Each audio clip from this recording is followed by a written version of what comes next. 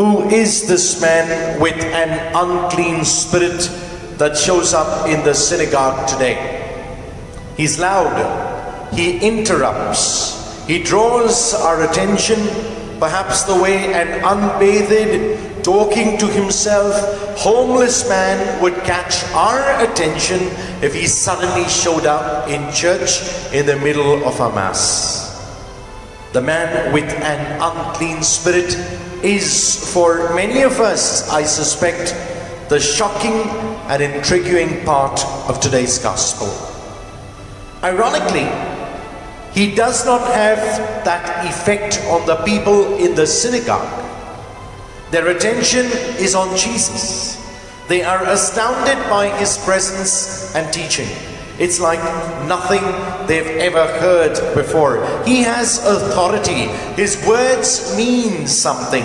They make a difference. And even the man with an unclean spirit is shocked and intrigued by Jesus. What have you to do with us, Jesus of Nazareth?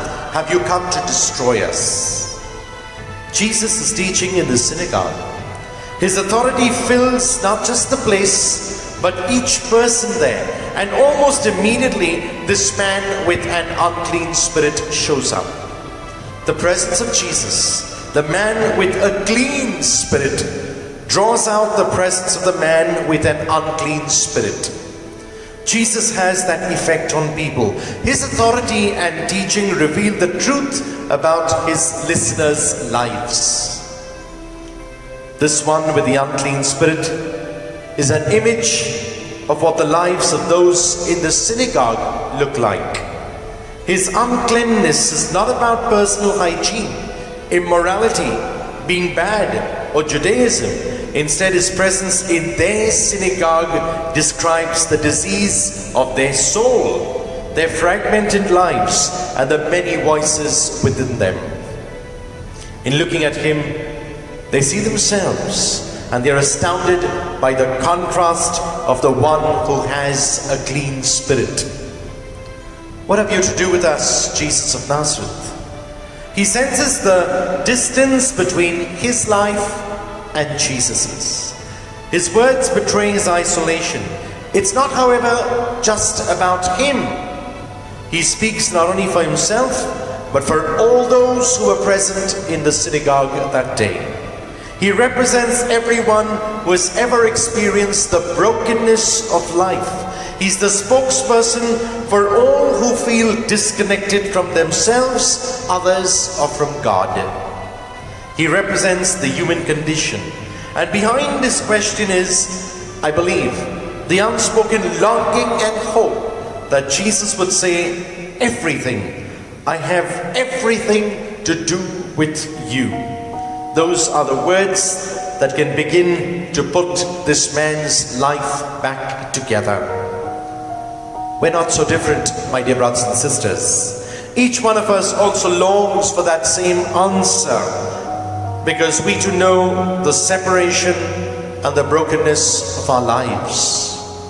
We've lived in isolation. We've been trapped in grief. We've carried the burden of guilt. The truth of those situations often reveals itself in the many personas that we wear.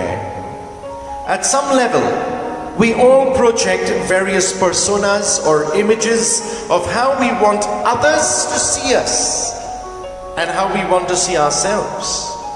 Sometimes it's as simple and seemingly silly as saying, I can't go to the grocery store looking like this. I have no makeup on and my hair is a mess. Or we smile and say, yes, everything is fine, and quickly change the subject when the truth is we are hanging on by a thread and not sure how we'll get through the rest of the day. We don't want our life to be seen in its unmade up condition. We use our personas as masks to hide the truth of what our life really is like and who we are. And the tragedy is that they also hide who we might possibly become. It seems that those masks most often arise from the many voices that live within each one of us. They are the voices of condemnation and guilt, grief, fear, anger and judgment. They are voices that keep us in constant comparison and competition with others. They are voices demanding perfectionism, asking, "What have you done for me today?" The voices are never satisfied. We're never able to do enough. We're never able to be enough. And every one of those, my dear brothers and sisters, is a false voice. The voice of the unclean spirit that separates us from our authentic self, from all that we love and all who love us. Someone recently asked me, why do I care so much about what other people say and think about me? I thought about today's gospel. I thought about false voices, an unclean spirit, a separation, and a longing for acceptance and approval. All of those are contained in her question. She could just as well have said, "What have you to do with me, Jesus of Nazareth?" She could be the man in today's gospel. But then, my dear brothers and sisters, so could you and so could I. We're such funny people, really. Deep down we long for intimacy and authenticity, but the last thing we want is to be found out, to have someone else see us for who we truly are and who we are not. So we put on a good front, hoping that will gain us approval, acceptance, and love. We say the right things, we act the right way, we dress and behave the right way, even believe the right way, and all the while we are creating ourselves in the image and likeness of the unclean spirit. The irony is that those fronts we put up, those personas, keep us from having the very things we think that will gain us. Things like intimacy, love, acceptance, healing, forgiveness, and authenticity. The personas offer no possibility for life to flourish and be abundant. Still, my dear brothers and sisters, we hold on to those false voices. Voices that collectively ask, "Have you come to destroy us?" That is exactly what Jesus has come for. He has come to destroy. He silences our false voices. He casts out all our personas and makes us people with a clean spirit. He has everything to do with us. He stands before us as the mirror image of who we can possibly become. There's no aspect of our life about which He's not concerned. He calls us into our true self, the one made in the image and likeness of God. He calls us back into beauty and the wholeness of our original creation.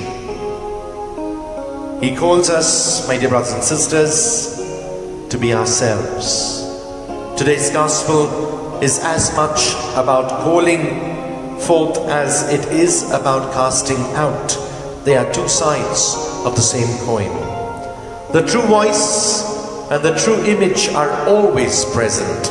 That's why the man with an unclean spirit can cry out, "I know who you are, the Holy One of God."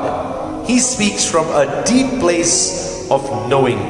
His recognition of Jesus is at a profound level, a recognition of himself and his own holiness. For every voice that denies that and leaves us crying, "What have you to do with us?" Jesus says, "Shh, be quiet. That's not who you are. You are mine, and I have everything to do with you." Listen to that voice, my dear brothers and sisters, and you too will be astounded at what can become of your life.